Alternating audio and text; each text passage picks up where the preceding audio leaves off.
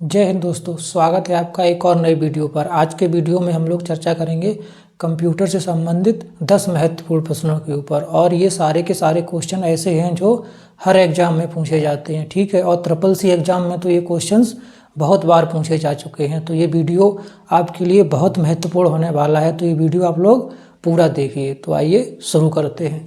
सबसे पहला जो हम लोगों का क्वेश्चन है वो है the first digital computer built with IC chips is known as, ठीक है। तो इसका राइट आंसर क्या होगा? तो right answer is IBM system 360।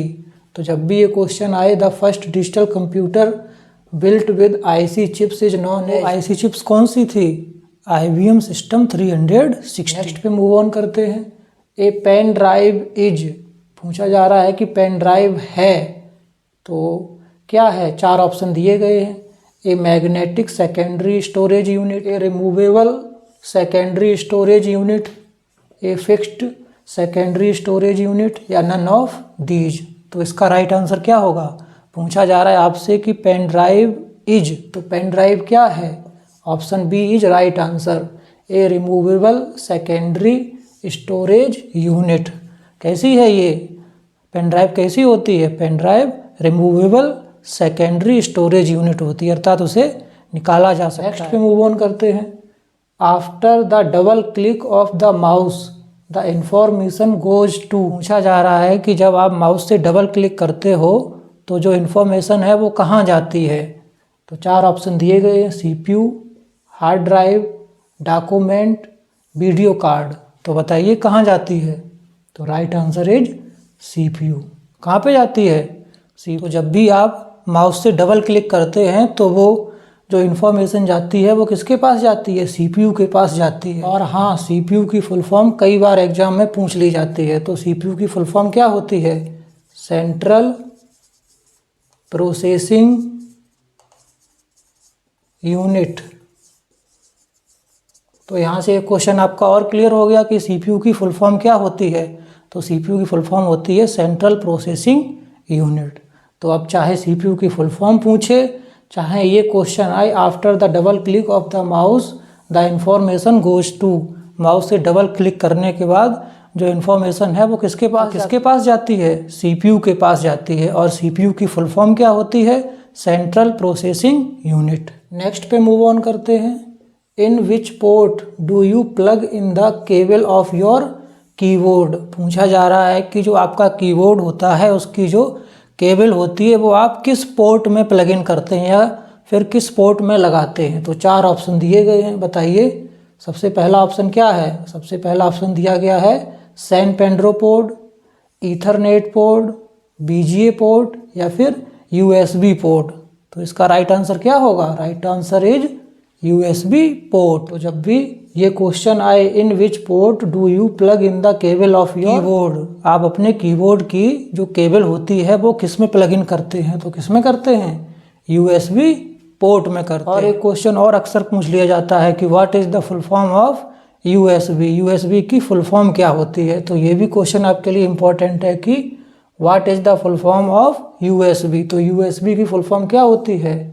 Universal serial बस। तो अब जब भी आपसे पूछा जाए कि what is the full form of USB, अर्थात USB की फुल फॉर्म क्या होती है, तो आप लोग क्या बताएंगे? Universal serial. तो यहाँ से आपके 2 क्वेश्चन कंप्लीट हो गए। In which port do you plug in the cable of your keyboard, कहाँ पे लगाते हो? USB में लगाते हो। और USB की फुल फॉर्म क्या होती है? Universal serial. और हाँ, फुल फॉर्म से संबंधित एक वीडियो पहले ही कंप्लीट हो चुका है जिसमें आपको सारी फुल फॉर्म के बारे में बता दिया गया है। तो आप पहले वो वाला वीडियो देख लीजिए, तो आपको सारी की सारी फुल फॉर्म्स क्लियर हो जाएंगी। ये सारी फुल फॉर्म उसमें बताई जा चुकी है। नेक्स्ट पे मूव ऑन करते हैं। अ network of network is simply called, अर्थात पूछा जा रहा है नेटवर्कों का नेटवर्क किसे कहते हैं? तो किसे कहते हैं? 4 ऑप्शन दिया गया है। Internet, extranet, intranet, webnet. तो इसका राइट आंसर क्या होगा? Right answer is option A, अर्थात इंटर। जब भी क्वेश्चन आए a network of network is simply called, तो क्या कहते हैं? इंटरनेट, अर्थात नेटवर्कों का नेटवर्क किसे कहते हैं? इंटरनेट को कहते हैं। अब देखिए यहाँ पे बच्चों को कंफ्यूज करने के लिए कैसे ऑप्शन दिए गए हैं। एक ऑप्शन दे दिया गया एक्स्ट्रा नेट, एक दे दिया गया है इंट्रानेट। सिर्फ किसका फ़र्क है?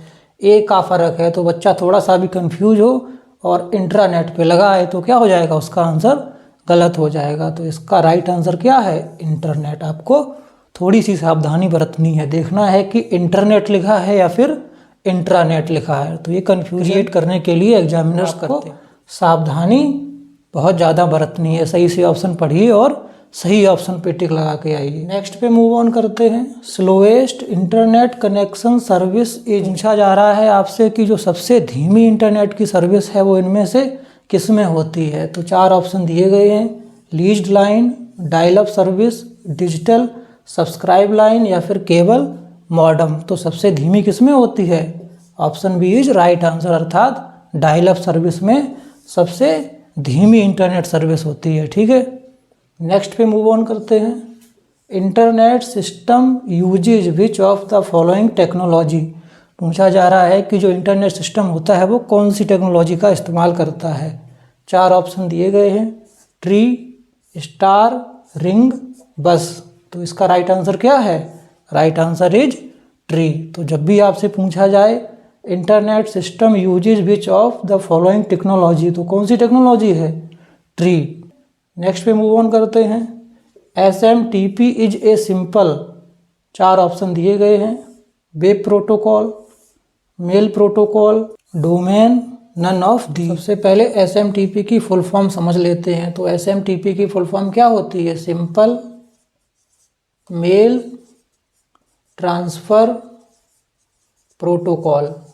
तो SMTP की फुल फॉर्म क्या होती है? Simple mail transfer protocol. तो अब क्वेश्चन पे आते हैं। SMTP इज ए सिंपल, तो क्या है? Mail protocol. तो पूरी फुल फॉर्म क्या होती है? Simple mail transfer protocol. तो इसका राइट आंसर क्या हो जाएगा? Mail protocol. नेक्स्ट पे मूव ऑन करते हैं। The internet works. 4 ऑप्शन दिए गए हैं, circuit switching, packet switching, option A और बी दोनों, या फिर नन ऑफ दीज। तो इसका राइट आंसर क्या होगा?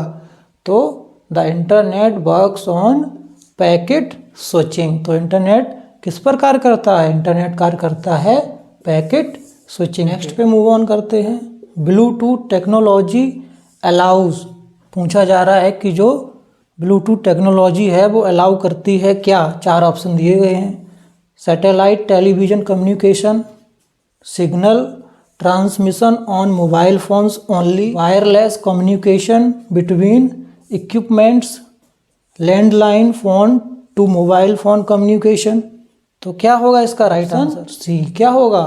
Wireless communication between equip. तो आपने देखा होगा कि जब भी आप लोग ब्लूटूथ को किसी डिवाइस से कनेक्ट करते हैं तो आपको उसमें वायर का इस्तेमाल नहीं करना पड़ता, अर्थात कोई भी तार का इस्तेमाल आपको नहीं करना पड़ता है। तो ये कैसा होता है? वायरलेस कम्युनिकेशन बिटवीन इक्विपमेंट्स, अर्थात 2 डिवाइस के बीच में वायरलेस कम्युनिकेशन होता है, अर्थात तार का इस्तेमाल आपको नहीं इसमें करना पड़ता है। ठीक है, डायरेक्ट हो जाता है कनेक्ट। जैसे ईयरफोन आपकी होती हैं तो उसमें क्या है? एक वायर होता है, पहले वायर को कनेक्ट करो, उसके बाद फिर कान में लगा के उसे सुनो। लेकिन जब ब्लूटूथ का इस्तेमाल होता है तो उसमें कोई भी वायर का इस्तेमाल नहीं होता है। तो इसका राइट आंसर क्या हो जाएगा?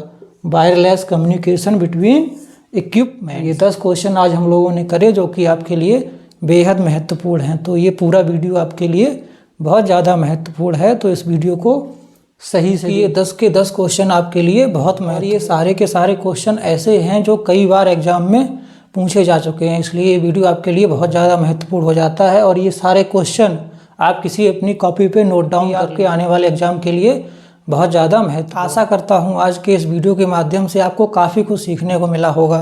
और ऐसे ही इन्फॉर्मेटिव वीडियो के लिए इस चैनल से जुड़े रहें और आनंदित रहें, मुस्कुराते रहें और ये सारे के सारे वीडियो देखते रहें। धन्यवाद।